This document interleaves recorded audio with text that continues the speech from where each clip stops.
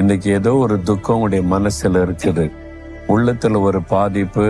அது உங்களுடைய பிள்ளைகளை குறித்து துக்கமா இருக்கலாம், உங்களுடைய குடும்பத்தில் ஒரு நிகழ்ச்சிக்கு துக்கமா இருக்கலாம், உங்களுடைய பிசினஸை குறித்து துக்கமா இருக்கலாம். உங்களை பாதித்த ஏதோ ஒரு விஷயம் துக்கப்படுத்தி கொண்டே இருக்கிறது. அந்த துக்கம் மாற மாட்டேங்குது, தொடர்ந்து வந்து கொண்டே இருக்கிறது இல்லை. ஆண்டவர் அந்த துக்கத்திலிருந்து உங்களை ரட்சிக்கிறவர். அப்படின்னா துக்கத்திலிருந்து விடுதலை தருகிறவர், துக்கத்திலிருந்து ரட்சிக்கிறவர் மாத்திரமல்ல, உங்களை உயர்த்துகிறவர் என்பதாய் பார்க்கிறோம். வேத புஸ்தகத்துல யோபு என்ற பக்தன் ரொம்ப துக்கப்பட்டு கலங்கினார். துக்கத்துக்கு மேல துக்கம் அவருக்கு.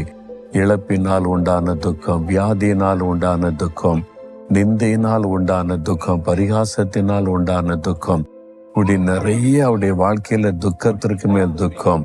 ஆண்டவர் ஒரு நாள் அந்த துக்கத்துல மீட்டு எடுத்து அவரை உயர்த்தினார். 2